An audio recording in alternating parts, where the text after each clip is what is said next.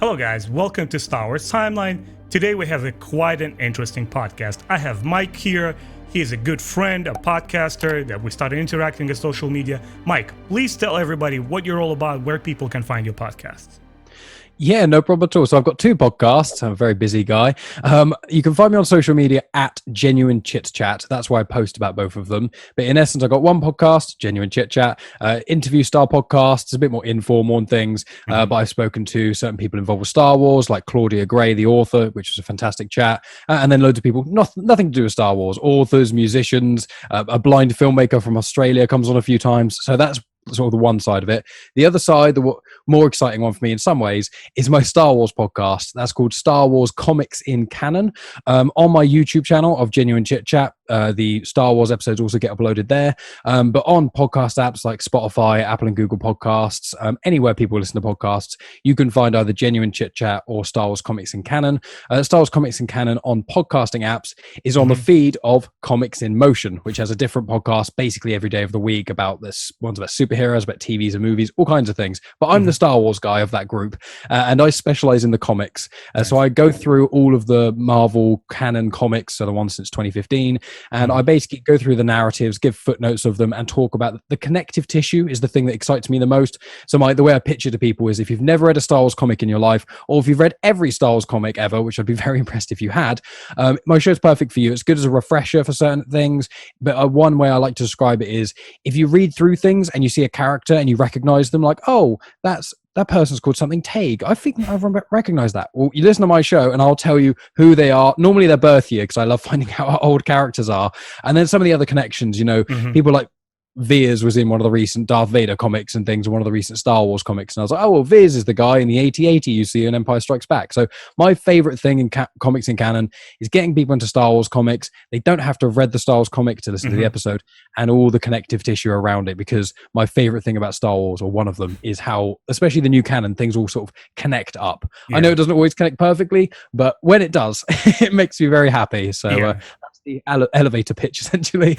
And Mike, I'll gather from you all the important links. I'll throw them in the video so our fans know where to find you.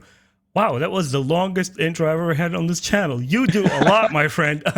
It's such a thrill to have a person with your particular accent come and join me in this chat, because I know automatically by default it's going to be the greatest podcast ever, because everything sounds better with a British accent. But to get on the topic now, what I wanted to invite you over for, we kind of had an exchange of ideas and thoughts on the prequels, and we talked about the sequels. I want to actually talk about the entire of Star Wars. I know it's quite an ambitious thing, but I broke into these little sections, and I hope we get to cover a decent chunk. And this is an exercise to fans to come over and see that two people from perhaps different generations or age groups with completely different tastes that come from different parts of the world can sit down at the round table and have a decent conversation about Star Wars. And basically, I want to cover all three trilogies. I want to talk about what makes them special and why fans' opinions diverge so much on all of them. And I'm going to hit off with the first question to you, my friend.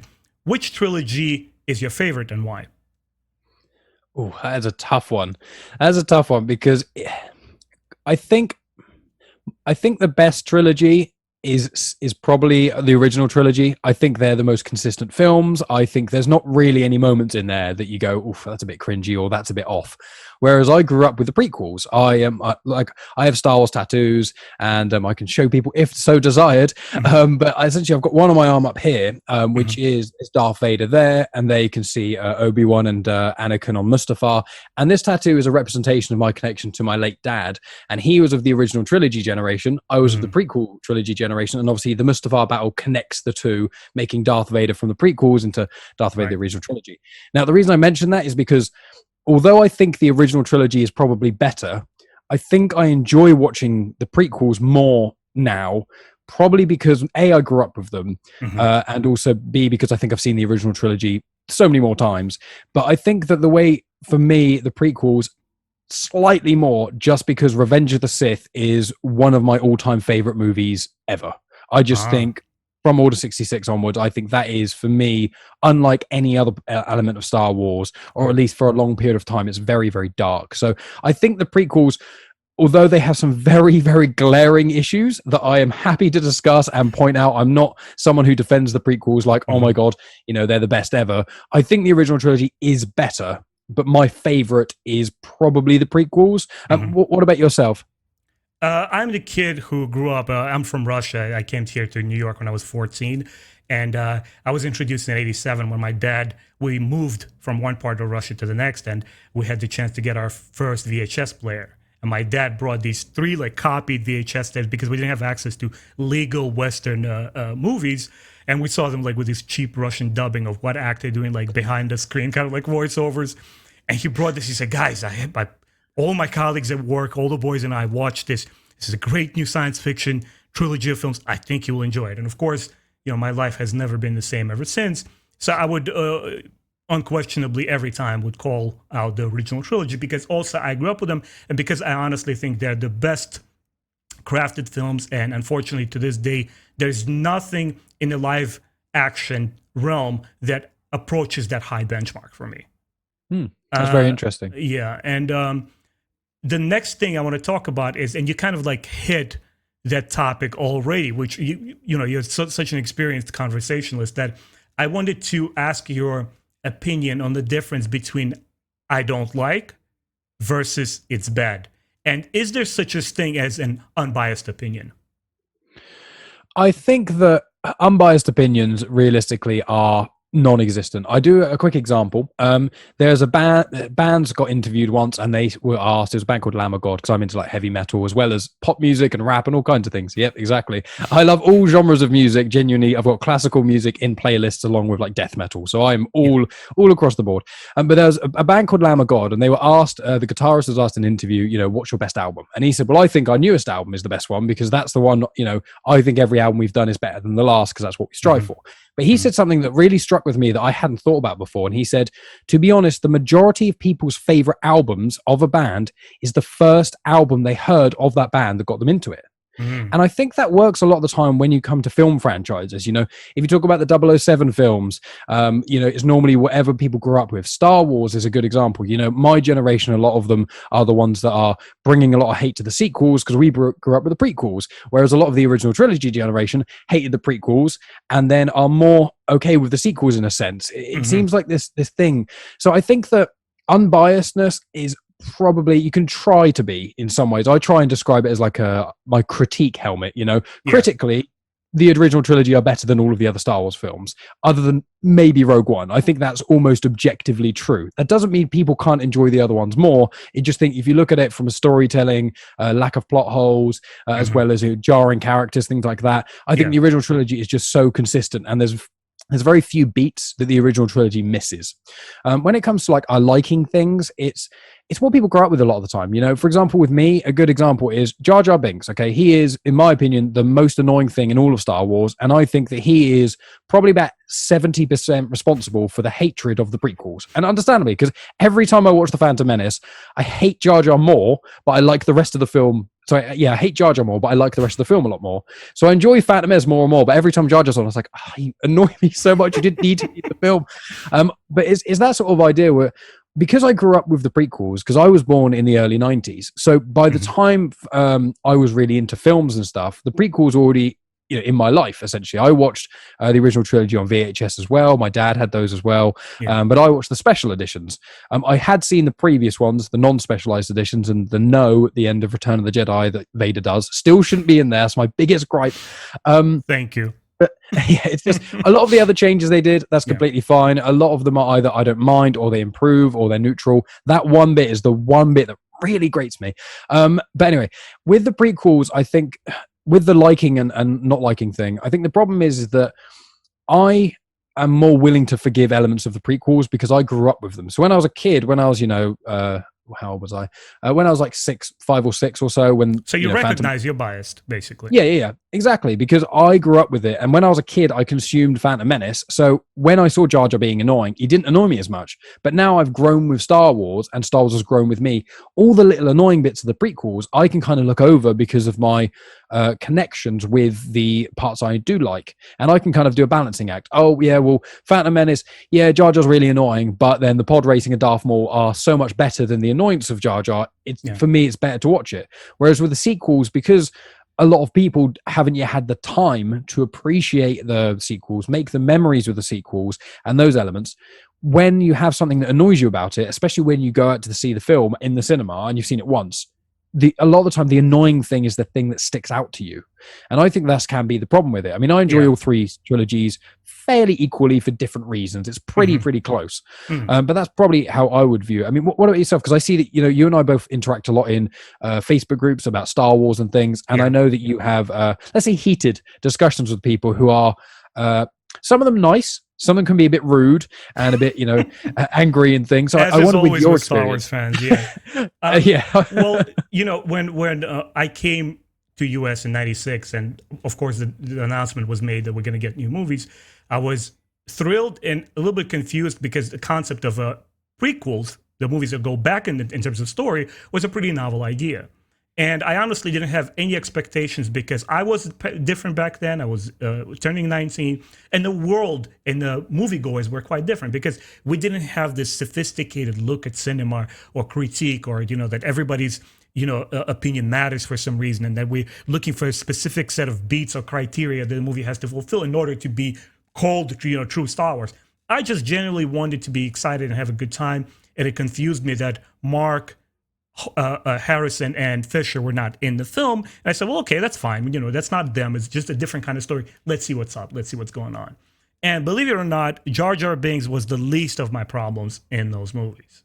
I was not annoyed by him because I looked at it, and by that time I knew I wanted to pursue animation. I have a BA in traditional animation, right?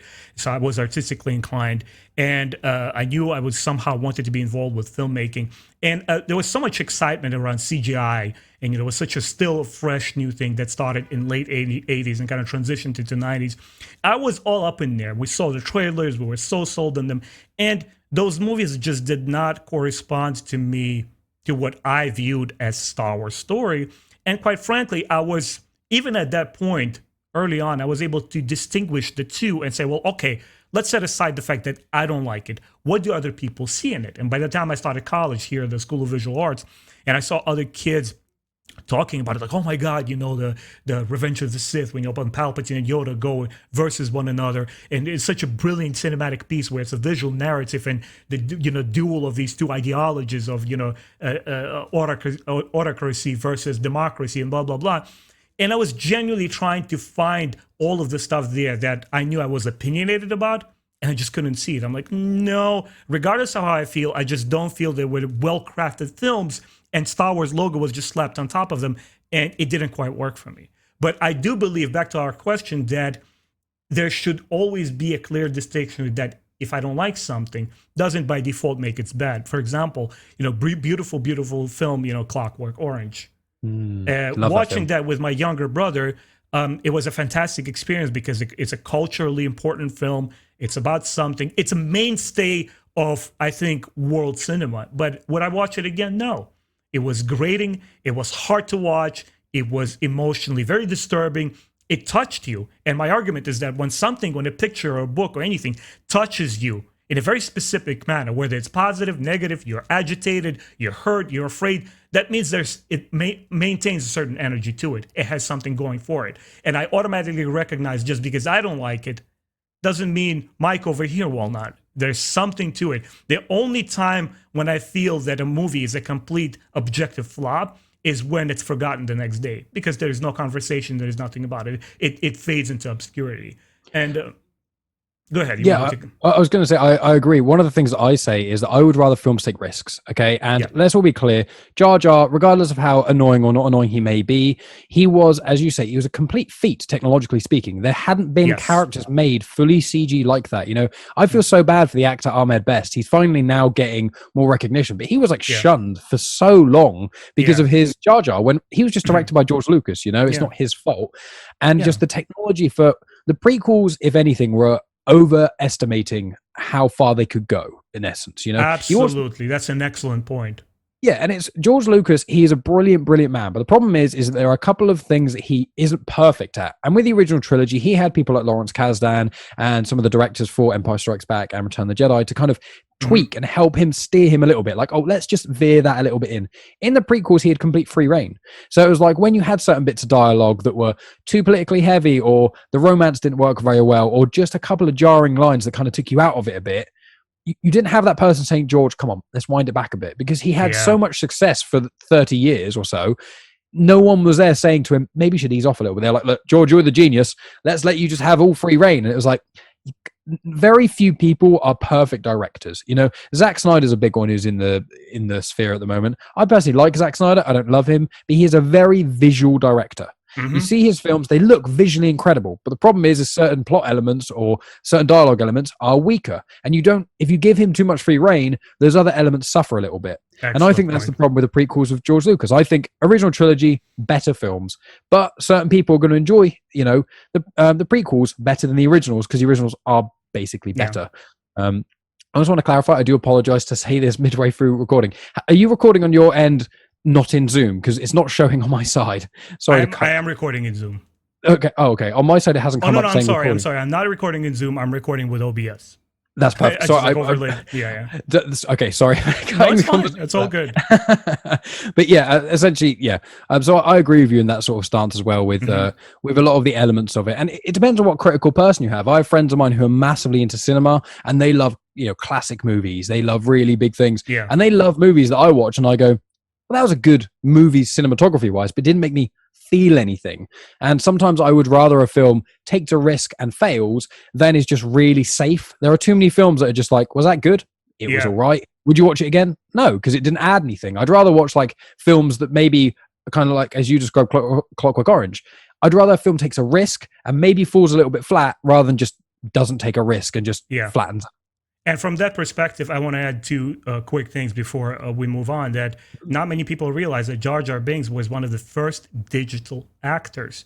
He's not there as a prop in the background, just doing, you know, funny thing. He was there to emote and to interact with young Anakin and serve as a window for the children into the humorous aspect of the films and make it a little bit more lighthearted and inviting and so forth. And on the grounds of the cinematic artistry, I will always praise prequels. They're phenomenal. Even the entirely blue screen episode 3 and major portion of part 2, they're brilliant films in terms of CGI. And the CGI automatically doesn't make a movie a good or bad. It's how you use the tool.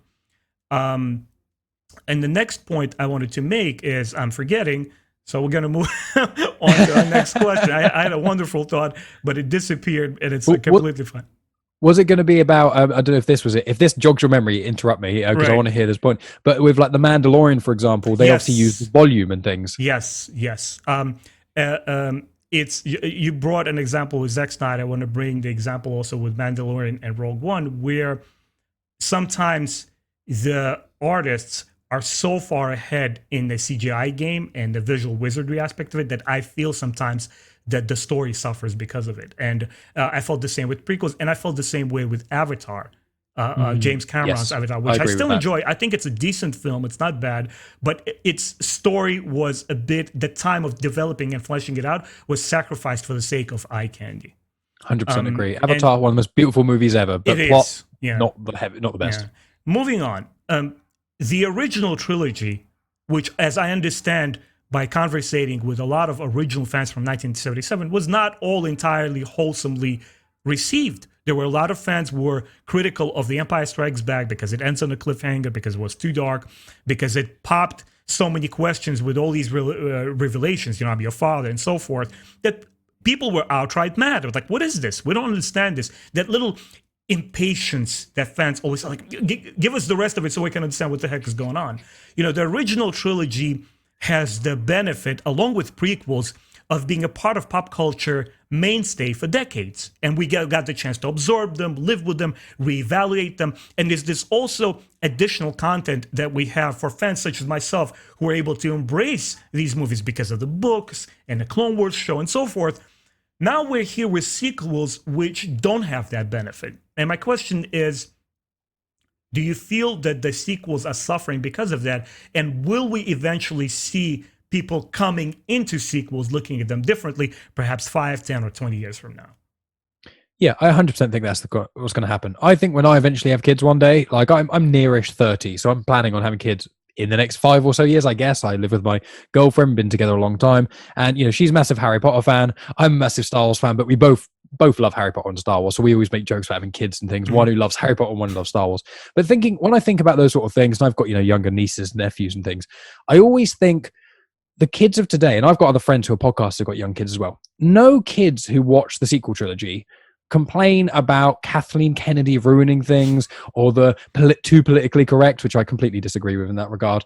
And like any of those elements that either the toxic Star Wars fans have, or even there are genuine gripes with the sequel trilogy, which I'm sure we'll get onto, but there are genuine issues with them. But when you're a kid, you don't acknowledge that thing. So when I was a kid watching the prequels, I wasn't thinking about how Jar Jar was annoying or how Anakin and Padme don't have very much chemistry on screen, because I either didn't understand those elements or I didn't care. I was in the world.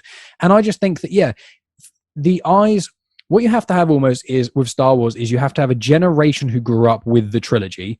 When they grow up, that's like 10 or so years of them enjoying it. You then get the fans who watch something and like, no, I hate this film, or I hate The Force Awakens and Last Jedi. I refuse to watch the other one. And then years go by and they go, fine, I'll rewatch them. And then they rewatch them and go, you know what, this isn't actually that bad. I know loads of people did that with the prequels. I know loads of people said, Hayden Christensen's acting is the worst I've ever seen in my life. And I'm like, it's not great at parts. There are a couple of moments, but it's really not as bad as people say. And you go, and then after years, they go back and watch it and go, I remember it being much worse than this. And it's like, no, you remembering it wrong. Like it wasn't as bad as you remember. There are definitely elements of all elements of Star Wars which are weaker in certain elements. And I think the problem is with the one of the biggest things the sequel suffered with was not only the weight and the baggage of 40 years of people enjoying stuff, but with Legends. Legends didn't affect the prequels in the same way because Legends wasn't a thing. It was just the whole expanded universe. And the problem is when Disney took over and Disney, uncanonized, but created the new canon and made everything else Legends, a lot of fans, bluntly, were butthurt by it. They got upset. And instead of looking at it like, oh, we've got this universe of stuff that already still exists, that they're reprinting stuff, and certain things in canon draw information from Legends, like Thrawn being in Rebels and that sort of thing. Instead of looking at it as a positive of like, look, we've got this whole well of stuff we can get in, they went, this story is different from that one. I don't like it. And it's like, but you can have both existing. You can have the Heir to the Empire trilogy with all those interpretations of Luke and Thrawn, those things, while also having this new interpretations. They don't cancel each other out. Disney haven't stopped printing Legends books. In fact, they often continue to reprint them, and often certain elements get referenced. There's comics that I read where I look at the things. There's a character, Baylert Valance, who is the main character in the Bounty Hunters run. Okay, he was created in I think the 70s Marvel Star Wars comics. So he's a character they drew from Legends, but you can't carbon copy everything, because the problem is if the sequel trilogy was exactly how the air quote sequel trilogy was in the books, then you'd get a lot of people going, well, this is good, but this is just the same as the books. Why did they just carbon copy it? Like, you'll never get anyone happy. And I wonder, with yourself being someone who, I'm going to offend a lot of people here, I haven't read the Heir to the Empire trilogy. I'm really sorry, guys. Most of my Legends stuff comes from video games and things, and connected content that I try, but there's only so much Star Wars content I can consume. But you as an individual who consumed a lot of the Legends content that was heavily connected with the original trilogy, and obviously the sequels are so much more connected to the originals than they were to the prequels, so there's that element as well, where the originals in the middle. How did you find sort of the sequel trilogy? Did you have a lot of expectations that were connected to Legends? Did you try and go in with an open mind? Like, what were your sort of perspective on it? Well, I was on two ends of of this issue. I was reading Star Wars books. Helped me learn English and get better at it. I was very intimidated to science fiction, a lot of terminology. I was 3 or 4 years in the country, and I kind of like muscled my way into it. And when in 2015, they finally said, okay, this is the first movie coming out. In 2012, we got the announcement. Two things happened. I in that time frame, I was such a huge fan that I needed The Force Awakens to be the greatest movie I ever saw in my life. I don't know why. I needed it to be that. At the same time, I was the happiest guy when I heard that they kind of like set the legends over here, because I said, well, okay, cool. We got 40-year run here. These books will always stay here. They'll not go anywhere. Now, what do you do as an owner who purchased this new thing? What are you going to do? You're going to start from scratch. You're going to give the fresh new filmmakers and storytellers and writers an authority and freedom to play around in the sandbox and start from new. Because I personally believe Star Wars should not revolve just around the Skywalker saga. I think what Kathleen Kennedy said, and no offense to her, I have absolutely no complaints about her. Zero complaints. I'm not part of that fandom menace, craziness. But when she says that it's about Skywalker family always as this marketing tool, I'm like, no, it's not. Star Wars can be Star Wars is an eternal myth. You can replace Skywalker line with anyone else, just like the Tales of the Jedi comic book does back in Dark Horse days, and play around with those popular motifs, rearrange them on the board, so to speak, and make it interesting and refreshing again. It will still be Star Wars through and through. If you don't have lightsabers, that's an entirely different argument. But Skywalker's I could live without. And I think that in the future, I think a lot of anger aimed at the sequels is unjust. It's unfounded. We all see the glaring issues in them. I'm the first guy to go and address them. After the first scene hit in The Force Awakens, here we are. It's the most unreal experience I had in cinema, sitting there in 2015 in The Force Awakens, the opening weekend. I'm there watching it. The moment that Poe had that comedic moment in this devastating scene with Kylo Ren, I immediately toned my expectations down. I'm like, oh my God. I just hope this is not going to be another prequel, but it's just bogged down by all these issues. It just, please hit me with something I can identify with in this film. And so immediately expectations came right over here. But then something wonderful started happening, and those movies, Force Awakens and The Last Jedi in particular, fell a lot more in line with what I remember, with my bias, with my expectations, what I wanted to get, rather than prequels. And the perfect example was when Rey goes underneath Maz Kanata's fortress, and the lightsaber is calling her. This is a classical mythological motif of the hero descending into the underground. I grew up with the Greek mythology, and this is a huge chunk of Star Wars for me. And I'm like, okay, it's there. We're floating just a bit over the prequels there. I find it a little bit more to my liking. Okay, let's move on with the thing. And I think in the retrospect, 5, 10, and 20 years from now, the status quo will entirely change of how the audience and how the most jaded fans feel about it. And you were absolutely right by saying that to a 5-year-old who saw it with his dad, and in somebody's case, they saw it with a loved one that, God forbid, is not there with them anymore, and they made all these amazing, wonderful, almost religious-like connections with this trilogy.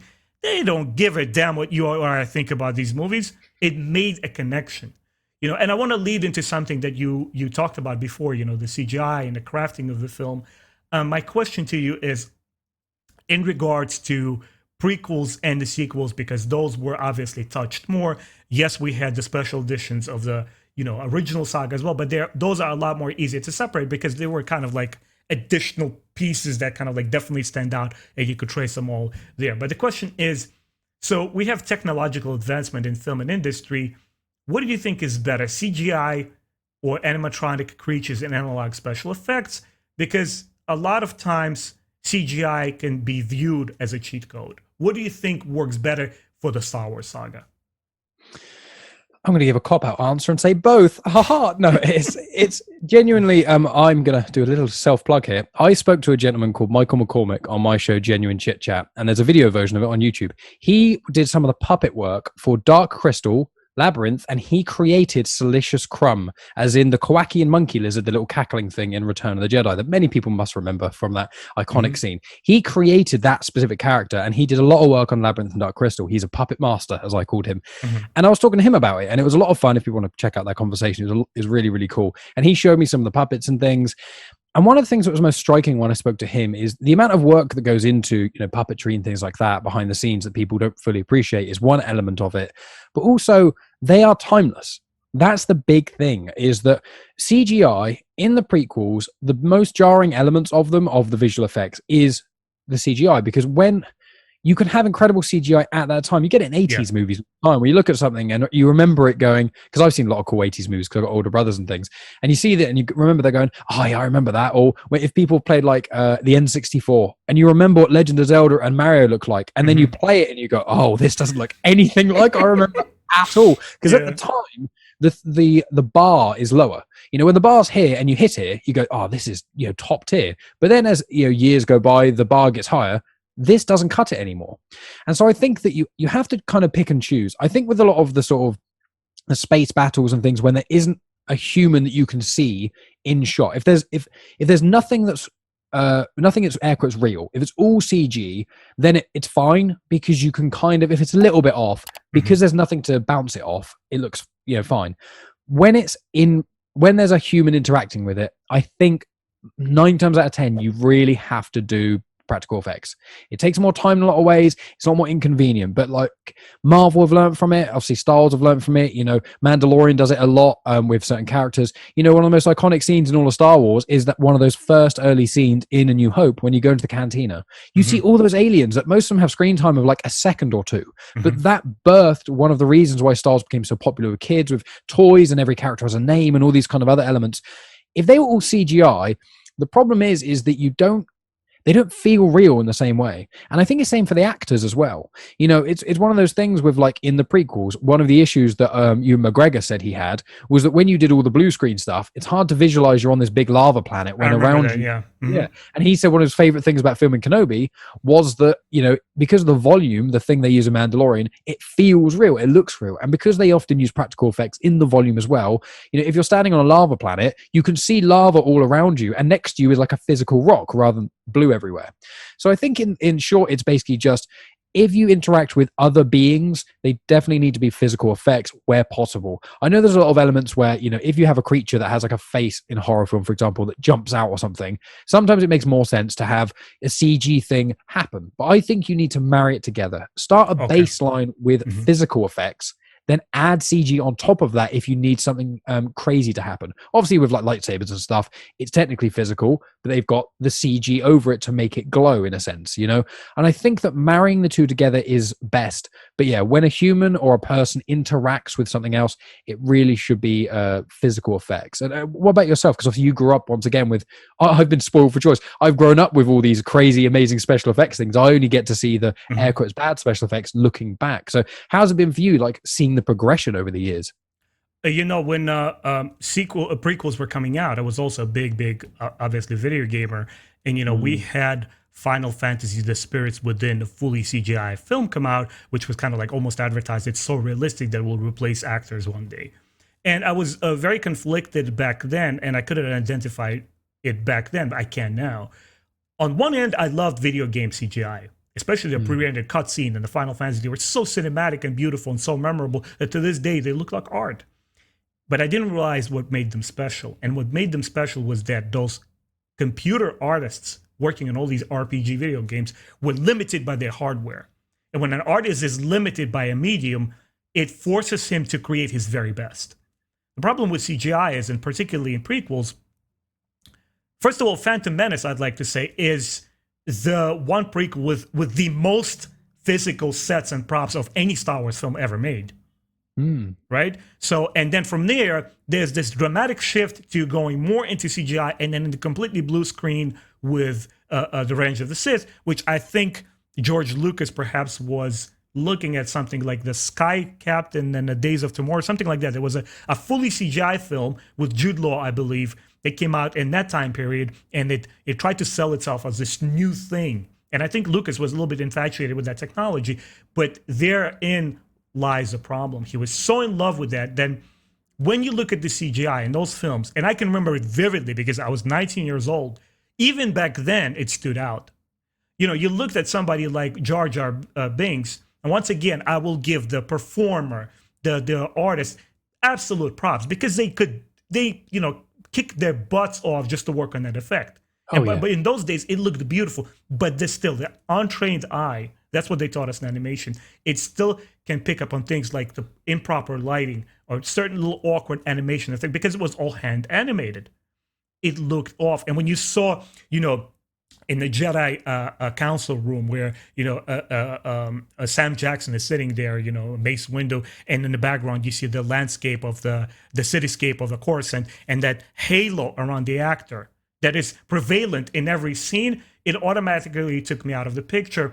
And as I was watching and rewatching prequels and growing with them and reanalyzing them to this day, I realized that to me, by today's standards, CG is as important, as vital, and as enjoyable as animatronic effects, because it's not what makes or breaks a movie. It's how it's used in an artistic way to tell a story. And to give you a perfect example, no practical effects in the world will convince me that Mandalorian is a phenomenal show. All those crazy amounts of Emmy Awards is being nominated is so blown out of proportion, but I understand why.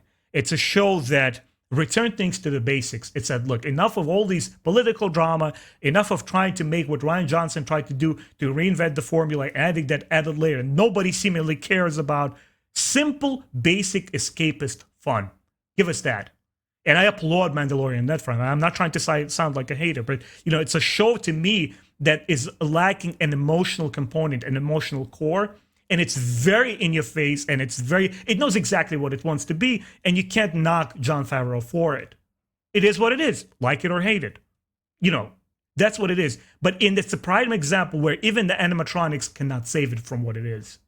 Yeah, and what's interesting as well, just linking back to the CGI thing, is something that a lot of my friends who watch Clone Wars and things weren't aware of. If you haven't seen Clone Wars Series 7, first of all, go do that, okay? But this is a very mild spoiler alert that you should know by now. Ahsoka and Maul obviously have that fight. Mm-hmm. A lot of people don't realize that the Ahsoka and Maul main fight in that was done with Ray Parks, who plays Darth Maul whenever he's in the physical elements in Phantom Menace and also in Solo. And he was literally doing the acrobatics and stuff with the lightsaber, with another stunt person, and then they CGI'd over it. And in my opinion, that is, before I knew any of those things, that fight is one of, in my opinion, the best lightsaber fights in Star Wars. It looks incredible. It's 100%. Really good. It's so much fun. And you just think they probably wouldn't have done such a good job of that without those people. Because what I find is one of the things that elevates that fight above all the other ones in Clone Wars, in my opinion, and there's a lot of cool fights in Clone Wars, what I notice after the fact, when you compare the Clone Wars battles, is a lot of the time when the lightsabers collide, it jars a little bit. It's almost like when people obviously see on video, it gets to here and then it's kind of there. If you know what I mean, there's almost like a frame or two missing. It kind of feels a little bit like the speed goes speed up, slow down, speed up, slow down. Whereas when you've got someone physically there doing the fighting, it's smooth. It's exactly how it will be. It's got that motion. And I just don't think they would have achieved such an enticing level of that fight scene in something that is fully CG without that baseline. And I think that's kind of almost the perfect, almost a metaphor in a way, where you've got to have both. And I think, Star Wars, as you say, the prequels, even if people don't like the prequels for whatever reason, that's fine. It is undeniable. They pushed the envelope for CGI, unlike almost any films in history have done in such a big leap. And Jar Jar, as we've both discussed, is one of the main reasons for that. And I just commend them. And I would argue with anyone to this day that a lot of the stuff in the prequels holds up to this day. A lot of it. I would say that a lot of the stuff that looks weird now, to me, looked weird then. I identified it right away. And just to hit off very quickly, kind of like to add to what you were saying about the animations, especially lightsaber duels in Clone Wars, and how it has evolved in Rebels, and now when we saw a glimpse of it in the Bad Batch, when Kanan Jarrus's master, Deepa Bilaba, has little lightsaber duels. Oh my God, I'm so ready for lightsaber duels in this show. But what happens is in animation, and it's the same true for CGI and traditional hand-drawn animation, there's such a concept as keyframing. Keyframe is a drawing or a character model which is in one extremity of the pose and then to the next one. And what happened in the Clone Wars, because they wanted to have a viable and relatively fast and cheap, affordable solution to animate all these crazy shows, because it's 25 episodes per season. That's a lot of stuff. It was a very extremely expensive show. It's almost like it had the quality of CGI films of that time. and you had like 30-minute episodes. And what happened is they paused during those keyframes when the two lightsabers connect, and like and that's why it felt choppy. So moving on, we talked about the differences, the way that people looked at the all three trilogies. We talked about the cinematography, how they're different visually. Now I'd like to talk about the central themes of prequels, the original series, and the sequels. In your opinion, in your view of the entire Star Wars cinematic saga, are all 9 films seamlessly connected, or are they fragmented, and why? I think they are fragmented somewhat. I think there is a consistent thread that goes through it, but I think the thread is more so the fact it's in the same universe as certain characters that reappear, more so than the themes. And I think the trilogy of original trilogy seamless, it generally, and I think the prequels less seamless, but still they feel like the connected trilogy. And I think one of the biggest criticisms I've heard of the sequel trilogy, and one of the things that I personally feel did hurt the trilogy somewhat, is that they didn't know from the start what they were doing. Mm-hmm. They knew generally to a degree, but because of the whole Chris Trevorrow script that came out that was going to be called Duel of Fates, they had Kylo go full heel, go bad, he wasn't going to come back, and then they got rid of that script and they went with a different one where he gets redeemed. And that in itself shows that they didn't have the plan. They didn't know about bringing back Palpatine. They didn't have all these things. Mm-hmm. They were creating the films as a reaction. The Force Awakens was seen as too safe. So they made The Last Jedi, which is really off the wall and different, that I personally love. That was too off the wall and different. It split fans down the middle, unlike many films has for for decades. And then they made The Rise of Skywalker, in my opinion, once again, too safe, because they were making them reactionary. And because of that, it loses some of the themes within them. I think the prequels is themed around the dark side and the fall, and it's trying to teach what the Jedi were trying to teach, but also showing that the Jedi failed. Don't be hubris. Be aware that things may not what they seem. Don't always trust people, but trust the right people. There's loads and loads of themes around them. The original trilogy is about redemption. It's about family. It's about, Luke was a nobody. And then he gradually became someone, and he actually became someone before you knew he was connected to Vader. He became the hero of the rebellion. He was a Force user. He was just a farm boy. That's what he often gets referenced as. And you've got Leia, who obviously turns out to be a sister. They were from the same birth, but they got split apart. Han Solo, completely different person. He seemed more sort of morally ambiguous, and then he would grow with the rebellion. He made choices. I think the original trilogy's theme and the prequels are choices. The first is that the prequels are about the decline and making the wrong choices. The original making the right choices, being redeemed, and making the choices makes you who you are. Then I think that The Force Awakens and Last Jedi, in a lot of ways, tried to do that, especially with the whole Rey's parentage thing. I really, really liked that Rey didn't know who their parents was. Apparently, by the end of Last Jedi, you thought they were just filthy junk traders. They were nobodies. That, to me, connected with the Luke Skywalker story. Initially, when you first meet Luke, he's a nobody. It doesn't, you do find out his father is, Vader, and that's a whole thing, but it's just like, for me, all these characters are so impressive because they aren't necessarily connected to all these greater things. And with Rey, I was, they're going through this. You've got Kylo, who's from the lineage, and you've got someone who's not from the lineage, and they're equal. And then they went, nah, Rey's Palpatine's granddaughter. And you're just like, but you've just undone all of the themes that Last Jedi was striving for. When people I know who love The Rise of Skywalker, which fair to play to them, I do enjoy the film.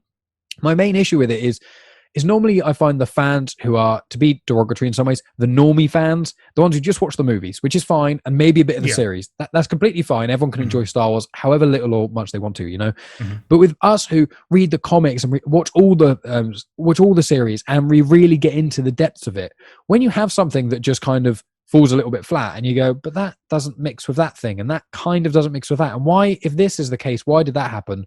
For me, the plot of The Rise of Skywalker and the themes were all sacrificed because they were like, what do we do?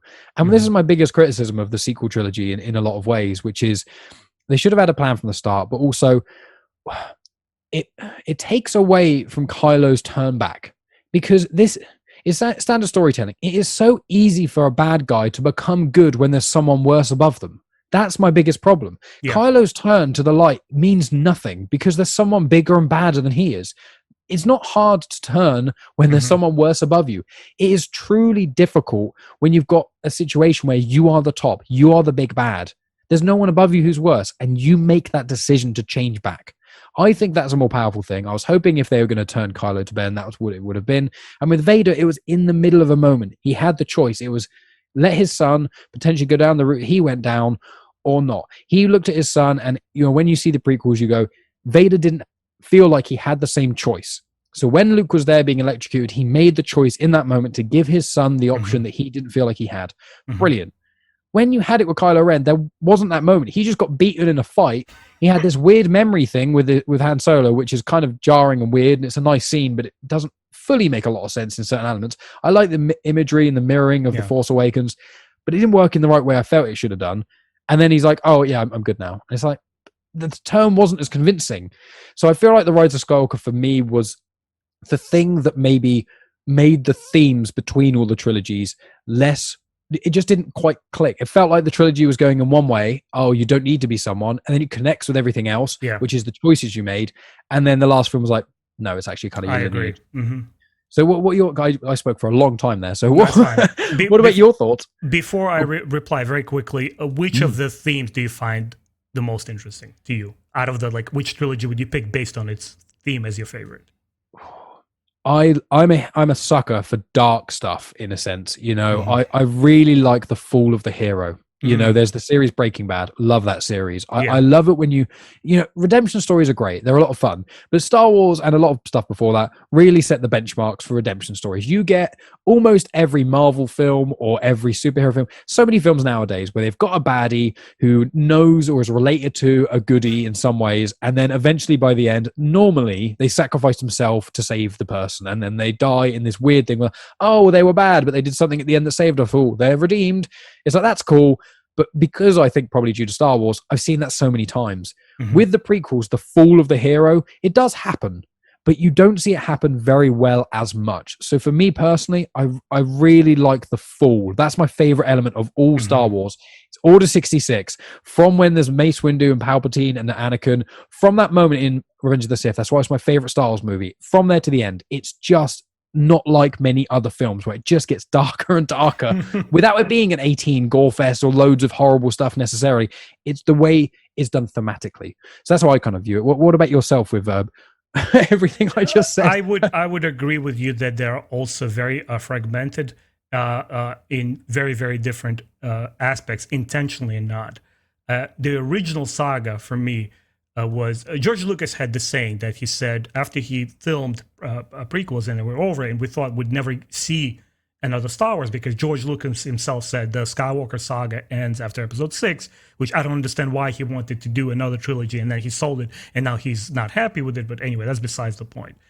The original saga was to me never about Vader. There's not a single scene in that film from the perspective of Vader or how he feels and things. Yeah, he reacts to things when Luke is gone to be taken to the Emperor, right when he's about to join him in the Emperor's chamber at the end of episode 6. And, he stands there and quietly broods for a moment, but it's not his perspective. He's reacting to things.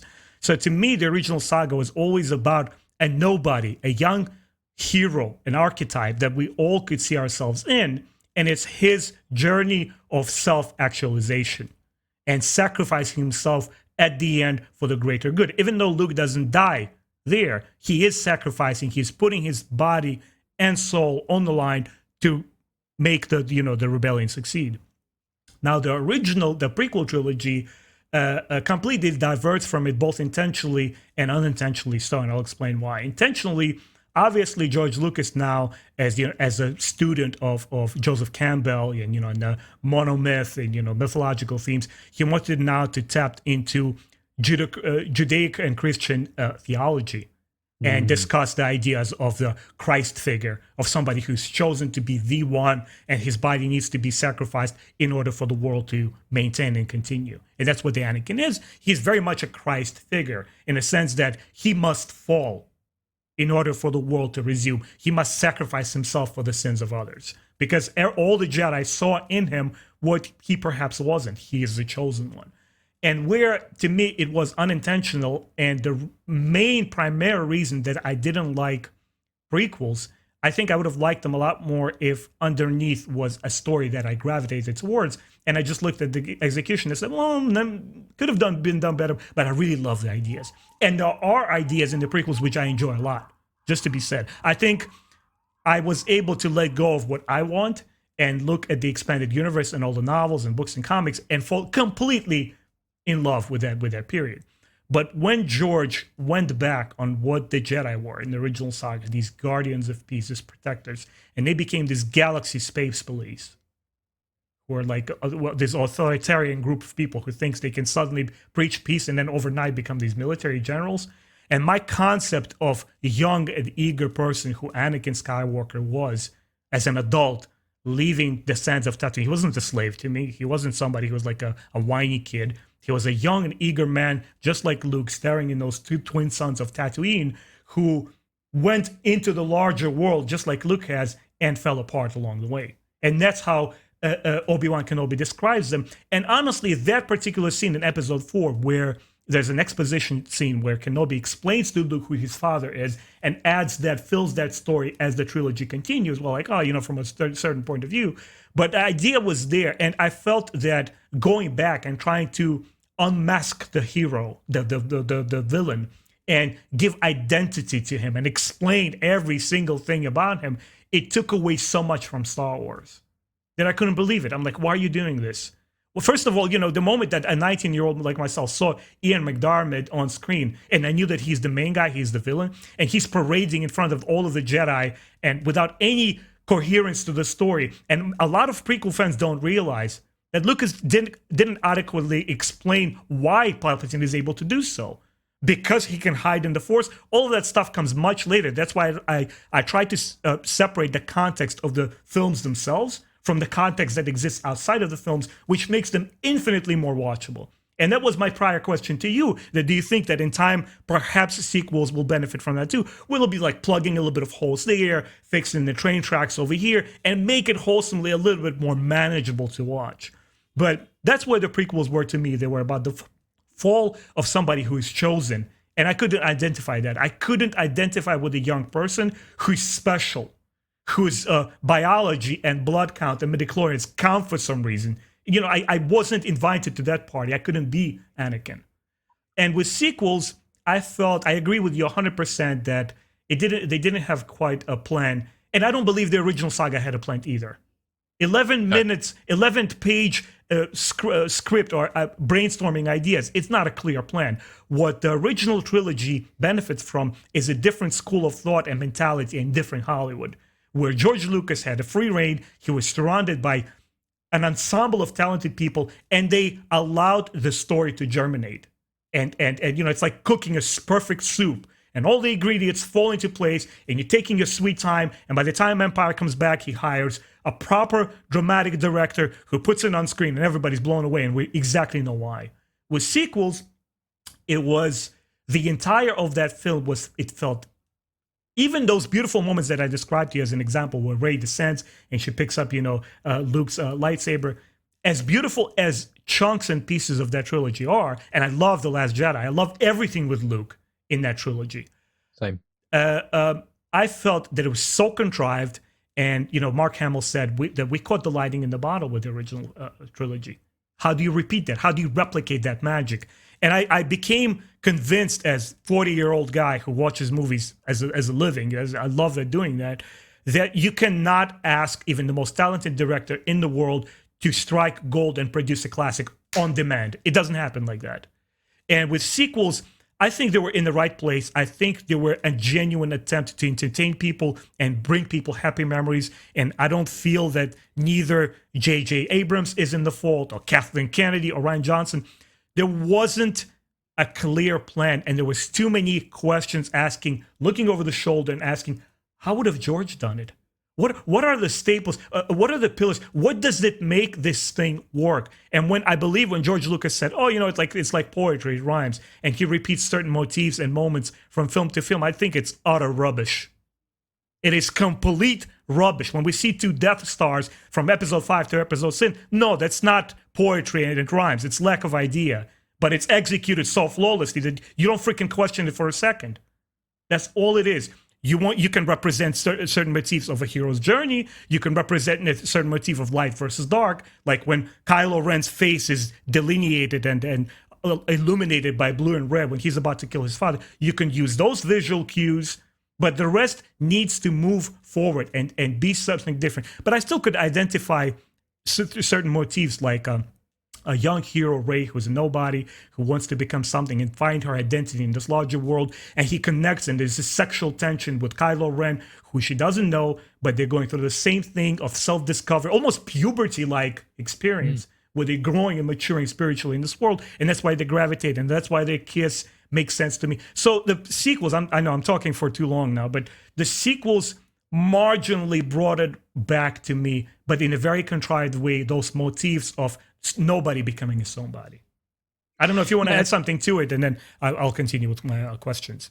Yeah, that's fine. I was going to add in, I made a note here specifically about one of the elements of the prequels that benefits from is that, as you said, both in Legends and in canon, is that we've got so much stuff that fills the gaps. The Clone Wars series, even the micro series, the now Legends ones, which on Disney Plus under Vintage, which is still a lot of fun, or the 3D animated Dave Filoni 4 one, both of those were still supporting the Revenge of the Sith for different reasons. You've got the books that you mentioned, Cloak of Darkness and Darth Plagueis. Those sort of things gave more weight because, bluntly, I really like the prequels for many different reasons, but the plot and some of the dialogue is too weak to stand up by itself. It's just not. It's almost like a bit of paper, and it just kind of folds after a while. But because they've got Legends, and then they've got the Clone Wars, and then they've got all these video games, and they've also got all these other elements that connect to it and stuff. And you've even got things that come after. Bad Batch is now becoming a part of it as well. When you have all these questions and you've got all this content that can fill the void, for years down the line, it's great and it works fine. But my girlfriend Megan, she wasn't really into Star Wars before meeting me, and I'm so into it, you kind of have to be dating me. So she said one of the things, she really didn't like the prequels very much when I first showed them to her. I did warn, I said they're not for everyone, but she wasn't a big fan of them. She really didn't like Hayden Christensen. She didn't like the fall of Anakin. She said in episode 3, it feels like that. It feels too quick. But then we watched all the Clone Wars. Bless her soul, she watched them, all of those episodes. And afterwards, we rewatched the prequels and things. And she said, you know what? I actually really enjoy these now, because when you've got the prequels, when you know about Ahsoka's connection to Anakin, when you know about in the Clone Wars, Anakin time and time again uses the dark side and it gets him the result that he needs. So it just makes the goalpost a little bit more shifted. It's not he's completely perfectly good and then he's evil. It's that he keeps doing things he's told not to do, but getting the results no one else can get, getting praised for it. And so he thinks, that's fine to do. I can, force choke Poggle the Lesser. I can do these horrible things to people. I can beat someone up in interrogation, even though Jedi's never meant to do that. And a lot of the time, the Jedi allow him to do it. There's that scene where they mind intercept Cad Bane, and they basically force their way into his mind, similar to what Kylo Ren does to Poe in The Force Awakens. And it's quite hard to watch at times. And in that, all of those little pieces add up with the whole, with Palpatine. I get asked a lot of Star Wars questions from friends and family and things. And a lot of the time it is, how come the Jedi didn't know about Palpatine being, and I'm always like, right, out of universe, poor writing. In universe, he was on the Jedi temple was built on a Sith temple, and he got bought by his master to be able to mask himself. And it's all a bit hand wavy. And it's always, the answers I give are always just a bit like, really? And I'm like, look, I'm just saying, in universe, it can kind of work, but it's one of those things where I explain this be the last way of describing it, because I'm doing very long-winded. The prequels, almost in a way, are like a video game. If you think of it like downloadable content should be an add-on. It should be something that adds depth. What the prequels have is it's not a downloadable content. It's something missing, and you have to get the downloadable content to finish the part. And that's the problem with the prequels, whereas the original trilogy didn't need books and novels and things to explain everything. It all made sense by itself. The prequels don't have that, and the sequels, in a lot of ways, certainly don't have that, especially with Palpatine, the clone, all that stuff getting explained in the novelization. It's just there's so many elements that, the additional content helps, but I feel as a Star Wars fan, you shouldn't have to watch hours and hours of series, read tons of books, read all the comics. To have a film make sense, that shouldn't be the way. So I agree with you completely there. Two things I'd like to touch, ask you a super quick question, just to check off that box, literally a yes and no answer. Then we'll move on to the last large topic that I have. Two things I quickly wanted to add is that Anakin Skywalker in Clone Wars is infinitely more enjoyable than he's in the films. And despite my love for Hayden Christensen, I think he was one of the best things about the prequels. I enjoyed him a lot. And remember how I said that I didn't feel that any live action Star Wars to me, not even Rogue One, felt like the original Star Wars? The only one, perhaps, The Last Jedi scene with Yoda, did. I was transported to my 6-year-old. But Clone Wars, Rebels, and now The Bad Batch, to me, are on par with the original trilogy. They represent the absolute very best of what Star Wars has to offer. I don't see how it can get much better than that. Maybe animation.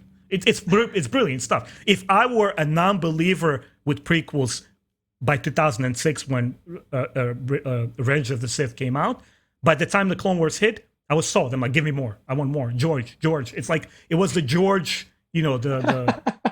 I was junky on him. Very quick question, just literally to head off this bar, because I'm curious what you think about it. Sequels have very harsh critics. We all know about the fandom menace, and they accuse it of tokenism, political woke propaganda. Do you think it's true or not? I don't know. I think very, very simply, times are moving on. People are realizing we need more representation. And the fact that recognizing that and being like, it's easy for us white dudes. Every film we watch, there's 100 white guys in it that we can look at to be a role model. People who are in minorities, be it sexual minorities, culturally, or ethnicities, any of those elements, they don't always have someone who either looks like them, sounds like them, feels like them. And at the end of the day, that's how a lot of us connect to a Star Wars. That's one of the big things. Lando was such a massive character. He was an African American. To us white people, oh, he was just another cool character. But for young black, especially young black men, that was such a big deal for them.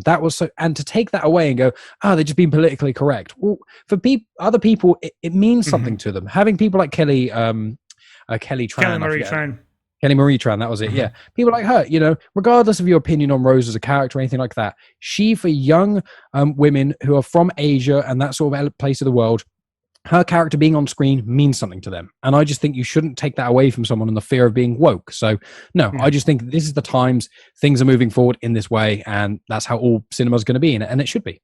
Yeah. My only nitpick is that not the fact that things are being done and we are changing and these movies are evolving. I'm only concerned with the respect and quality in which it's done. If I could agree with the fact that Rose's character unfortunately suffered due to the bad script.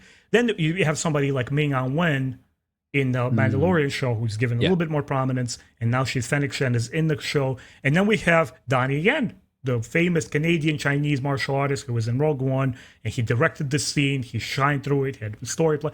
Do it this way. Do it in a way that not only puts the face into the screen, but gives those characters merit. So those same people that it tries to address, it does so in a way that, like, look, your character matters. Moving on. Do we have about 15, 20 minutes? Yeah, go ahead. Okay. So kind of moving on from that question, but in the sort of general similar direction, I want to talk about the divided fandom and a broader question first. What do you feel the Star Wars needs right now most? I think the fans need to shut up, if I'm being blunt.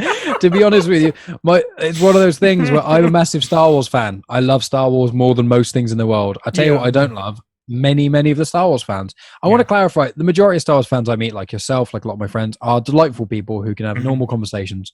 You get this vocal minority, they're just loud, and they ruin Star Wars for other people. They gatekeep, they just, the amount of YouTube videos about trying to say horrible things about Kathleen Kennedy. Like, she is trying her best. Even if she doesn't succeed in every way, she's not trying to actively ruin Star Wars. At the end of the day, Disney trying to make money. She works for Disney, and she works for Lucasfilm Disney. It's like, even if you look at it like their cold corporate greed, they're still trying to make money. The way they make money is for making films people enjoy. Exactly. So even if you look at it in the most cynical way possible, they're not trying to make films that fail. So I think Star Wars is getting exactly what it needs. I think we've got the High Republic, which is a whole new era for people who don't want anything to do with the Skywalker saga, and I think that will slowly make its own film or series at some point. I think this is the groundwork. You got that element. You need live action stuff that is gripping to certain people. You've got The Mandalorian, you've got the Book of Boba Fett, you've got Ahsoka coming out, Rangers of the New Republic. I think Rangers of the New Republic is still going ahead. So you've got live action stuff, because most people watch the movies, then go to the live action stuff before going to animation. You need animation stuff to keep other people happy. Resistance wasn't that great, if I'm being honest. But Bad Batch is hitting the same notes that Clone Wars and Rebels did in so many ways. And I love both Clone Wars and Rebels so much. And so I think that Star Wars, the main thing they are missing now is video games. Because back in the heyday, in the 2000s, when prequels came out, we were getting at least a game a year. That's about to change, you know that, right? Sorry. Oh, yes. It is going to change. Yeah, it's about to change. Yeah, because obviously EA now don't have just all the rights. They've now gone, hey, EA, you've screwed up a few too many times. Yeah. Let's let everyone else have a go, which is how it should have been. You know, you in the years of Star Wars, you got Lego Star Wars Battlefront, Bounty Hunter, Force Unleashed, which is what this tattoo is specifically of, the Star Wars Force Unleashed, my Nice. favorite legends ever. I love those games. You had ways for people to get into Star Wars that weren't into watching certain movies and things. I've got friends who love video games, but they're not that into movies. They'll watch the odd movie here and there, but they play games. That's their main hobby. When games like Star Wars Jedi Fallen Order came out, you know, that really, really made so many friends of mine go, this is amazing. What other stuff's good like this? Is Mandalorian good like this? And I was like, yeah, man, if you like Fallen Order, you'll probably enjoy Mandalorian somewhat because they're both quite adult sort of levels of content. But you also have to have games like Lego Star Wars, that Skywalker Saga keeps getting delayed, but it's coming out. When I was a kid, I used to play Lego Star Wars so much. That's how I know the names of some of the bounty hunters, like Forlom and Zuckus, because I was like, who are these people? Oh, this is, you know, before a lot of us oldies here, I call myself an oldie, pre-internet days, when you didn't, I know when the Star Wars games came out, there was some degree of internet, but not quite the same as it is now. Yeah. But it's just, I think video games, you know, we've got the open world stuff coming out. Fallen Order 2 is inevitable. We've got Lego Star Wars coming out. I just think they need to, and obviously a lot of the re-releases where a lot of the old Legends games, you know, Jedi Outcast, that sort of stuff, they get like ported to new consoles. That's what they need to do. That's the market I think haven't quite connected with yet. Mhm. I think once the games start flooding in, at least 2 a year, probably maybe even 3 if they can, that's the final nail. That once the internet fandom stop being so angry about everything, Yeah. I think few years time, everything will be smooth sailing. In general. It's like, obviously, I will quickly say, prequels and originals didn't have the same problem with the internet. You know, a lot of butthurt fans just whinge to each other in, you know, letters or forums or whatever. They didn't have a platform necessarily. So, yeah. What about yourself? Because you said that you're a gamer, didn't you, as well? So Yeah, I'm a huge gamer. Always has been all my life. So I think what is happening to Star Wars right now, despite the fact that, you know, sequels did not live up to my expectation, it's good and it's important what's happening. I argue that Star Wars is going through this transformational period where it was bound to happen. George Lucas could not hold on to this creation for all his life, and it will outlive all of us. Yes. It's that big. And that moment where it was time to say goodbye and flop on their ass and fail and try to reignite the excitement for the series and make it genuinely interesting, because I agree with you wholeheartedly, making a good film is good business. It's infantile to assume that somebody who paid $4.1 billion for a franchise is deliberately trying to sabotage it or to anger fans. It's like, what an obnoxious, self-absorbed thought that is. Like, I'm sorry, you're not that important. So I agree with you as well. Fans need to shut the hell up, because guess what? George Lucas never catered to fans, and this is why I will always hold the prequels on a pedestal. It's a man doing the movies, one director, one vision. Agree with it or take the high road. You know, take the road and it's not for you. I think what needs to happen is keep experimenting. Stop catering to fans. Stop catering to me. When I saw Luke Skywalker at the end of The Mandalorian, a show which Jon Favreau promised would not have any cameos, and we get a cameo, and we get a reactionary cameo specifically for the reason that the Rise of the Skywalker angered some fans. And I wasn't happy about it. This is not the way that the most iconic hero in the series should be used as a tool. He pops at the end, or he's there because he's the only Jedi who's available. BS. Kyle Kestis could have been there. A non-Jedi Force user could have been there to guide the kid and to steer him in the right direction. There are a million of different things that could have been done. And you know, if you know your ABCs of filmmaking, you understand the second season prepares that window for anybody. It's an X. It's not Luke. It could be anyone. It's like, plug. Yeah, we've been working on this Luke effect for a year. How come it looks like worse than like a deep fake? What's going on there? Yeah, as a geek, as a nerd, I was happy to see amazing choreography and, you know, in the corridor parallel, it's like poetry and it's like whatever. Okay, complete gibberish. I don't follow that for a second. And that's creator George Lucas himself quoting it. I don't want to sound disrespectful. It doesn't make any sense to me. And then I want to be excited about that scene, even though I intellectually understand what it is. And by the time he takes off that cape, I'm like, oh my God. And the whole climax of that scene shoots down to the floor. Because I don't buy it for a second. That's not Mark Hamill, and it's not Sebastian Stan. Why is it not Sebastian Stan? I don't I understand. know. Why That are you frustrated me. Why are you trying to resurrect Peter Cushing? We will never get the same caliber of actor ever again.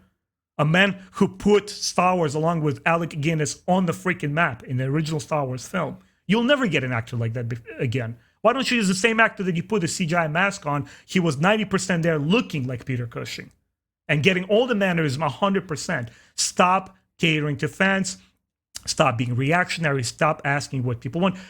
Keep experimenting. Keep grabbing youngsters like J.J. Abrams, Ryan Johnson, Jon Favreau, and all of these guys. I love what the Disney is doing there in terms of throwing new talents at it. Kevin Scott in terms of High Republic. Keep pushing with that new territory, despite what everything that the fans say. They will get used to it. If it's good content, if it makes sense, that people that pay for this stuff, the real Star Wars fans who invest their time and money, they'll stick around. Because that's what fans do. Fans don't go on YouTube and create 25-hour videos about how a piece of rock has failed Star Wars. And you know exactly what I'm talking about. Geode. Geode is amazing. Exactly. He is the best. He kicks ass. He is Groot of Guardians of the Galaxy. Anyway, that's where I think Star Wars needs to be heading. It's on the right track. We got some hurdles along the way, but things will be fine and clouds will clear eventually. They are clearing already with so much cool content. And I want to follow next now with the next question. If you want to add something. Yeah, I'll just quickly add. I will say I agree. I didn't think about the catering to fans thing, but I do agree with that completely. It is one of those things, as I said slightly earlier in the conversation. I think my biggest issue with Rise of Skywalker is it felt like a reaction. I loved Last Jedi. I think the Canto Blight scene, it's a bit. It goes on a little bit long, and some people think that. No, it's not exactly. But I feel like still visually, it's really cool. All the creatures and stuff. It opens the world up more and things, and it adds a bit of weight to Finn and Rose and things. Even though I think it's arguably the weakest scene in the film, I love that film. I love Last Jedi. It's become my favorite of the sequels. I love it's unexpected. I love you can't predict it. I love Luke in it. I think Luke being stranded. If he didn't get involved in the whole of the Resistance and stuff for so long, why would Rey showing up just suddenly go, oh, okay, well, I'm just, as he says in the film, I'll just take on the whole First Order with my laser sword. It's like, that makes sense. And it makes sense that someone like Luke would take the weight of the world and become this legend and myth, and he's only a person at the end of the day. So I really like that element. But Rise of Skywalker, I feel like, it suffered because they went, Last Jedi was too risky. Let's do something more safe. Duel of Fates, that sounds too risky. Let's just bring back old Palpatine again. It's like, that's just repeating the original trilogy. So I agree. Catering to fans is the problem, and I want just creators to create something a story they want to write. And that's what I feel like the High Republic is doing. And also, I want to say I am so excited for Taika Waititi. Like, him being involved, because he made Thor Ragnarok, which is one of my favorite MCU movies. And I love his other stuff, Jojo Rabbit, Hunt for the Wilder People, that sort of thing. Mm-hmm. And Taika Waititi keeps saying online that he's going to ruin Star Wars. And I think Taika Waititi, he knows the kind of thing that annoys the butthurt Star Wars fans who complain about Geode and complain about all these other things. And he's like, I want him to really annoy them and for everyone else to love the films. I would love that to happen.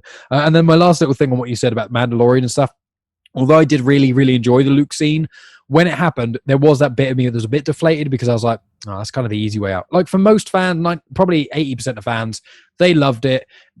Whether or not they expected it, who knows.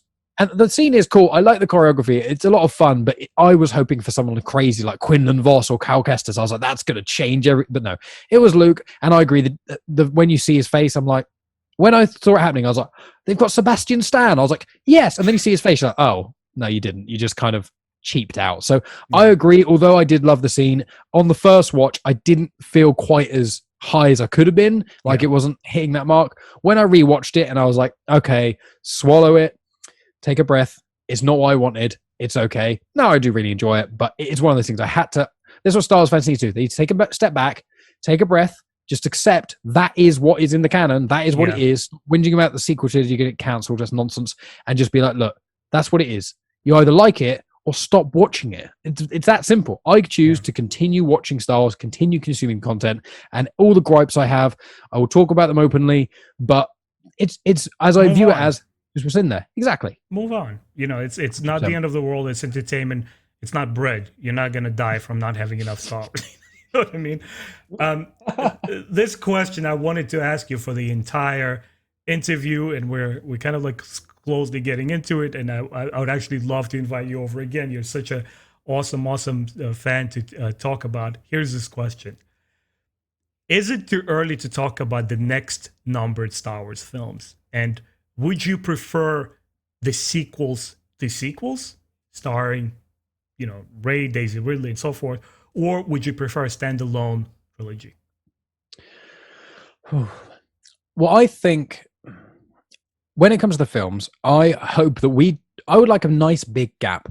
I would like a gap probably at least the same size as the prequels. What I would love is when I'm older and I have kids, and maybe even when they have kids, have number 10 come out, because I think that would change. Just when I have kids and kids, 15, maybe 20 years. I think that'd be a really nice amount of space, because I want Taika Waititi's film to come out. I want Rian Johnson to create his whole new trilogy. It's got nothing to do with any of the other stuff, and probably a couple of other films sprinkled in, along with the whole roster of Star Wars series. Once that's all kind of got going in things, and people stop complaining about Disney and things and whatever, I think when they do episode 10 and whatnot, I think I would quite enjoy them to do it almost like, call it something like Star Wars episode 10 Legacy or something. And that Rey has it, like in Jedi Academy 2, I think it is, when you got Kyle Katarn and he goes to Luke, who's in the temple, and he's got all of the Jedi and stuff. I want it to be years beyond that. I want it to be like the Jedi Order has become resurrected. They are, for like centuries after episode 9, Rey's just a statue that you see, and you see like holocrons of her. That's what I'd like. I like to see it, like in Rebels, where you see the holocron of Obi-Wan and stuff when he's telling the Jedi and things. I want there to be, even if they get Daisy Ridley in it, to do the art of the statue and to be a little holocron thing, and maybe even a little flashback or two. Fine with that, or some sort of connection, video recording, or Descended. Whatever. Yeah, exactly. That would be fine. But as long as it's hundreds of years after, I think, because what I just don't want to see the same story again, which is, the Jedi Order either struggling to survive and being crushed again, and struggling to survive and be crushed. I don't want that. I want the Jedi Order to flourish and come out kind of like they did in Legends in some ways, but more so. I want them to fully come back almost to the full power, in air quotes, they were in like the High Republic, in times like that where there were thousands of Jedi. I want there to be a story to do with that, so we get a new version of what it is like in live action to see lots and lots of Jedi. Now, if they make a film trilogy around the High Republic or something, maybe I'd change my tune. I probably don't want them to go down that route, because I would think it would take away from the books, the High Republic. But me personally, I want them to wait a long time. I don't want them to touch episodic things for a while. Other trilogies fine, but not number 10. I think they need to leave that for a while, just to let the dust settle and stuff. And I would really, really like it, to be, I would genuinely say like 5,000 years in the future. I think they could do so many jumps with technology. They could do so many jumps with the way the galaxy works. They could have so many new planets and species and crazy things because of the amount of jump they could do. They would have basic, complete freedom to do whatever they wanted. And they could just call it Star Wars because it would have lightsabers and the Force. And that's why I think it would work. And I'd love to hear your sort of thoughts with someone who knows more about Legends and things. With the video game that you were talking about, the Jedi Academy, it's based on the trilogy of my favorite Star Wars books by Kevin J. Anderson, does Jedi Academy trilogy, where Luke, post episode 6, Luke goes and he creates that first planet, Yavin 4, where the rebellion flies out of those jungles to fight the first Death Star. Luke goes back there, and in those temples, which are built by ancient builders, he restores the Jedi Order, and he finds the new students. So that was that. The funny thing is, as far as Star Wars goes, my childhood, young Benjamin, first experience with Star Wars, none of the Legends books, none of the current books, not High Republic, not prequels, sequels, not show or animation, has ever came close to what I imagined Star Wars would go.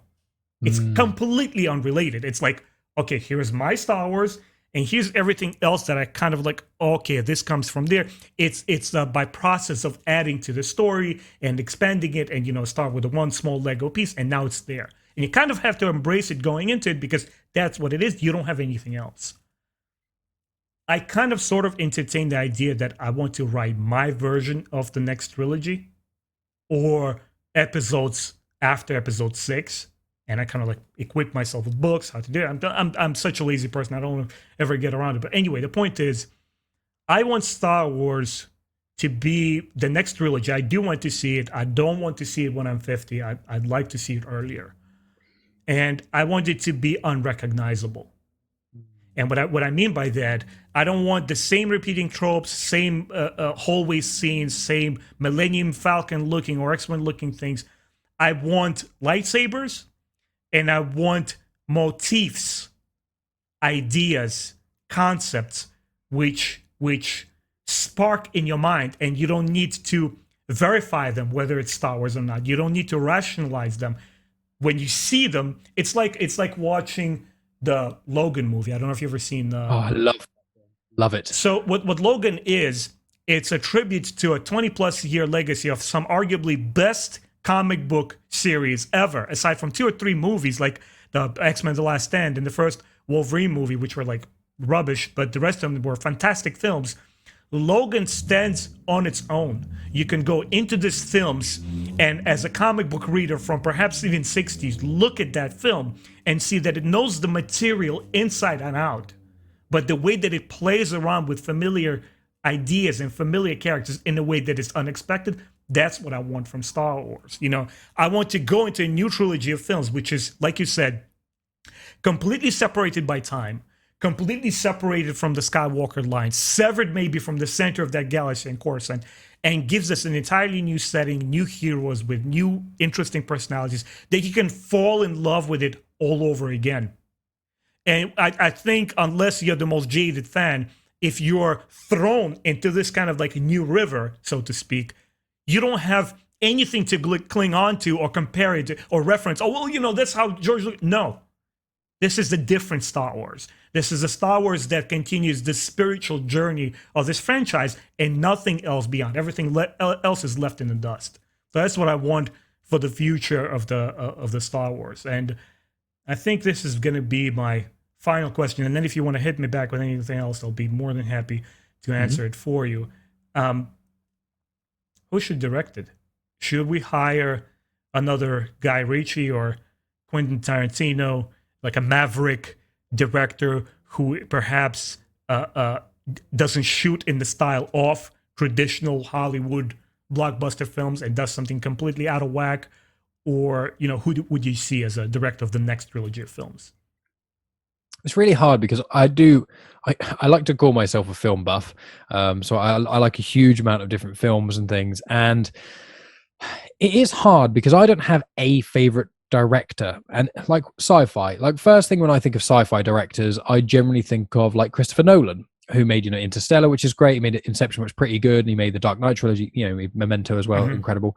But even he kind of goes up his own bum a little bit at times. You know, I haven't seen Tenet, but I've heard Tenet does that quite a lot. It's cool. Yeah, I've heard that it's a good film, but I've heard it's quite a lot to deal with, and sometimes it's a bit too confusing, almost for confusing sake. And I think Inception got a little bit like that. So, and obviously Interstellar was kind of Nolan's sci-fi film. So there's that part of me that's like, you could have someone like Nolan. I mean, I love you know, David Fincher. I think he makes some really, really good dark films. For anyone who doesn't know, that's Fight Club, that's The Seven, that's Gone Girl, Curious Case of Benjamin Button, the American version of Girl with the Dragon Tattoo. I could go on. He's one of my favorites as well because he makes dark, real films that really have a punch to them and quite unique. I would quite like him to direct something if it was brand new, but I feel like if he was going to direct Star Wars films, it would maybe have to be like the times of the formation of the Jedi or the formation of the Sith. I think he would do quite well to have very, very dark themes that would be required that would hit quite hard. He does very human stories, you know, of the craziness of humans in a lot of ways, which is why I love things like Fight Club. So I think that someone like him would be quite interesting. But then I'm going to list off a million directors. I'm going to try not to. I love Danny Boyle, who made Trainspotting as well. He made Trance. He made Shallow Grave. You know, I really like his director, Slumdog Millionaire. I like his directorial style. I don't know if it would translate to Star Wars. And this is the problem. Is it's kind of. I do not envy anyone who is going to be directing Star Wars films. Let's put it that way. Like, it is not an easy film. Edgar Wright would probably do a cool try of it because he didn't quite get to do his vision with Ant-Man because he, you know, stopped halfway through and then became a producer and things. So it's like he would do quite a good job, but his humor, his attention to detail is really, really good, and his humor works quite well. And his humor was aligned a little bit with Rian Johnson. You know, the Rian Johnson bit where you see the iron coming down, it's all in the style like a ship. That's quite Edgar Wright-ish. That's what I feel like, you know. So I think Edgar Wright maybe would be a good pick, or David Fincher. They're probably my two favorites, but I would throw this out there. I would quite like someone who's maybe directed barely anything to really have a crack at it, because I just think that, you know, the way I know George Lucas had made a couple of films beforehand, but like, when you get unknown actors into Star Wars and it changes their life when they're not already established, you know, you get a few names, you know, like, you know, Samuel Jackson being Mace Windu, etc. But it's like the main people being involved, I want them to be fresh. I want them to not be attached to any of their old projects. I don't, you know, with someone like David Fincher, I don't want them then to have to go into a film thinking this is going to be really dark. This is going to be like Fight Club. This is going to be, I would quite like it where they've made maybe one film, maybe a little short film, and then go, free reign. You don't know what it's going to be like. Don't have those expectations. And I think that would really, really help Star Wars fans get on board with something, because that's what the original trilogy was like. You know, people knew a little bit about George Lucas's directing past, but it wasn't like he didn't have this whole career behind him and weight, like someone like Spielberg does, or things like that. So that's probably what I think. Number one, if I had to choose one, it'd be Edgar Wright. I think his humor is quite on point with mine. What about yourself? Because I know you're quite a movie buff and things. I'm sure you have like hundreds. You said that you would, you know, prefer somebody, the relatively unknown name, and they kind of did that. They did Gareth Edwards and Rogue One. You know, he did 2 movies before that, I believe, feature films, right? And then he did those short sci-fi films that, you know, kind of like boomed on the YouTube for a little bit. And I loved the list. Neil Blomkamp, I forgot about him, who made District 9 and Elysium. Sorry, he would be one of my top. Sorry, but continue. Yeah, we talk, when District 9 came out, you best believe me and my friends were like, ooh, we want him. One of my favorite films. Oh, yeah. It's staggering. It's one of the greatest sci-fi films ever made, hands down. And, you know, Gareth Edwards was an interesting bet, and I've personally felt it misfired. Rogue One was a very interesting premise. Intellectually, it made sense, and my understanding is that it was all salvaged together in the post with additional cinematography, with that second director coming in, and out of the bulk, out of whatever they filmed, plus additional scenes, they put together a film that made sense. And no disrespect to Gareth Edwards, I don't want to bring him down anyway, but he's a commercials director. He directs 2-hour car commercial movies. Yeah, to be able to elicit or evoke an emotion through cinema, through picture, is a rare talent. And this is the reason that when Alfred Hitchcock saw Steven Spielberg running around on the set in Hollywood, he said, come here, what the hell are you doing here? Who let him here on the set? He was trying to, I'm pretty sure you probably heard that story. He was trying to escape on the bus and get into the set and see how the films are made. And they gave him the camera, and Spielberg was 20 years old. And the way when he started directing, Hitchcock said, leave this kid alone. Give him the camera and leave him the heck alone. He knows what he's doing. He has that vision. Not many directors are able to produce, like extract an emotion out of you and keep that tension until the film is over. Rogue One was an intellectual picture. It's a smart film. It's something that nobody of us thought that we want. But when we saw it, I was like, holy crap, it has so much going for it. But for me, sadly, there was one tiny bit of it that didn't land. And for me, it kind of like diminishes a lot from the film, and that is connection to anybody in that film. I would personally want Matt Reeves. When he was negotiating to direct The Force Awakens, I don't know if you're aware of it or not. No, it wasn't. So he was in talks, officially, he was in talks to direct The Force Awakens, and unfortunately he left because ideological differences. Rumors were spreading around that Disney would not allow him to push the R rating the way he wanted to. So apparently he wanted to make it a little bit darker. And the reason that I wanted him is every, I believe, generation has its own trilogy of films. 70s and 80s was Star Wars. 90s was Lord of the Rings. Its cultural impact worldwide is undeniable. It's not even in the same ballpark comparing it to the prequels of Star Wars. I'm sorry, it's not. Again, I'm not trying to be a jaded critic of the prequels. It's just not. Everybody knows Lord of the Rings will be talked about for generations to come. Near perfect. In 2010s, it was Nolan's Batman trilogy. But for me personally, even more so, it was the Planet of the Apes trilogy. Matt Reeves. I believe he directed the Second War and Battle for the Planet of the Apes and the War of Planet of the Apes. And to me, that trilogy represents everything I want from future Star Wars. It came from a group of filmmakers, not just the director, not just the scriptwriter. It was a group of talented filmmakers who understood the heart and soul of that intellectual property. And they came into it and we said, okay, all right, what's the DNA of the original Planet of the Apes films? Let's take that and not replicate it, not cater to fans. Let's turn it on its head. Let's demonstrate to audience that we know the material, we're respectful to it, but we're going to take you into completely uncharted territory, and you're going to either swim or die with this film.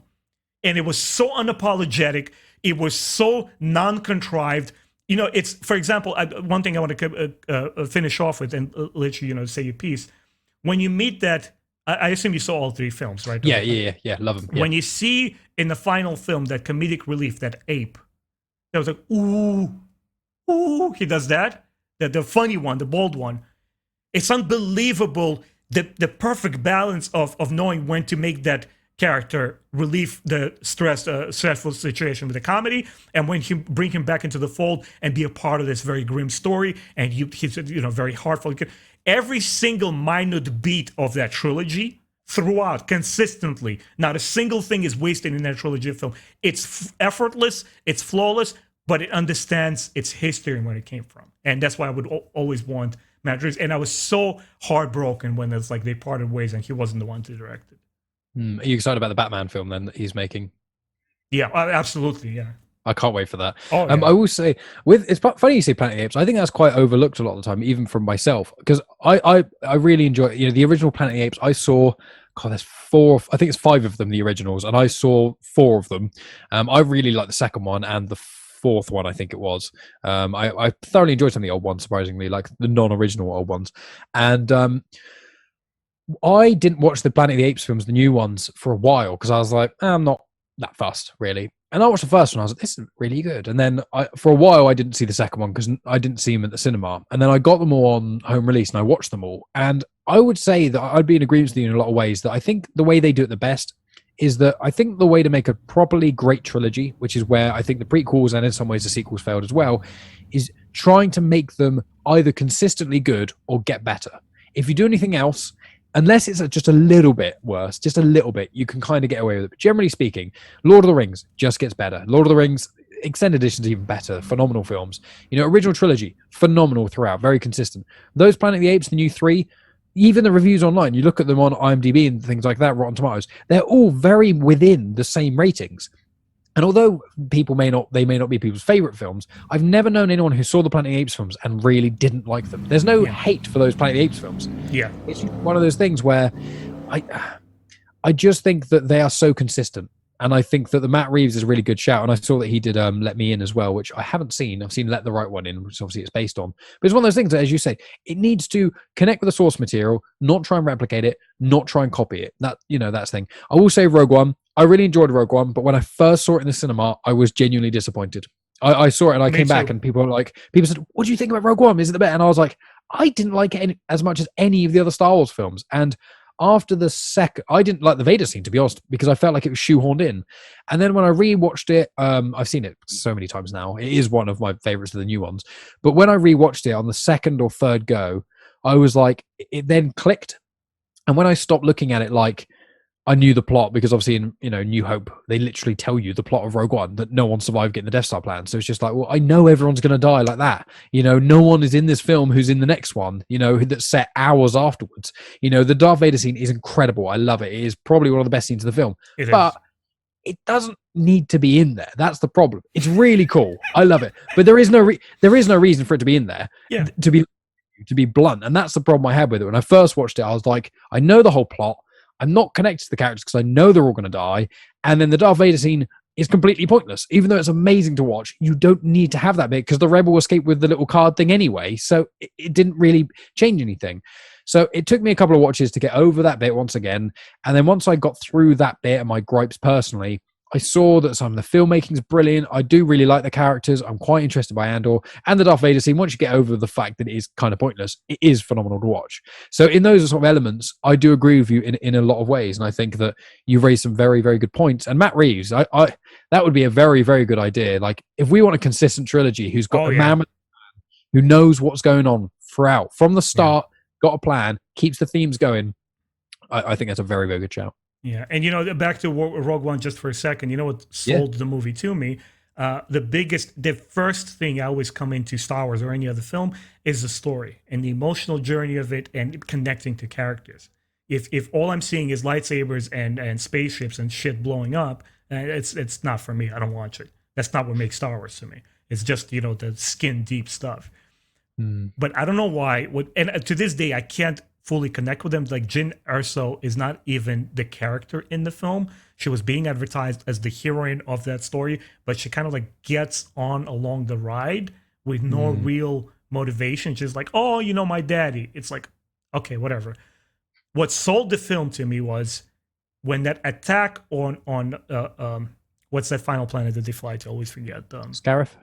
When the attack on Scarif happens and those X-Wings pop out, that is the most glorious space battle that we did not see anywhere in the sequel trilogy or any Star Wars since Episode 6. Because I believe the end of the Episode 6, the battle over Endor, the military jargon and technical aspect and military strategy of that space battle is unrivaled in Star Wars. It is beyond epic. It's like the chariot race from Ben-Hur. It happens only once in a lifetime.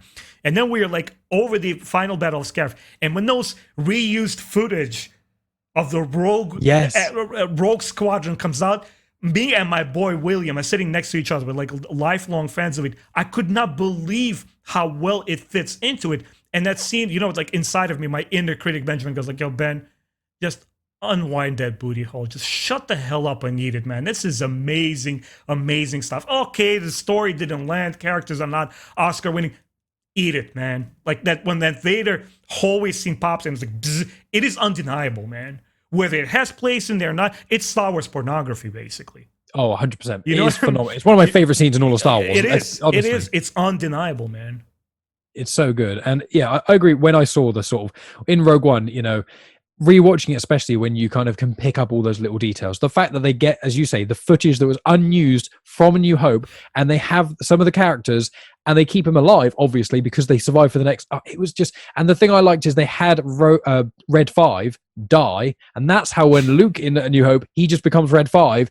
It's just those little details, and I think Rogue One in a lot of ways it shows what the sequels should have learned in some ways, which is what use could elements. Mm-hmm. Yeah, use elements, do a homage, but don't just do the same thing. Don't just add another Death Star. Don't have Palpatine back. Don't have another redemption thing. Let's make things different while still paying homage to the original things. And so I've got a question for you, which can be the last question of the podcast potentially.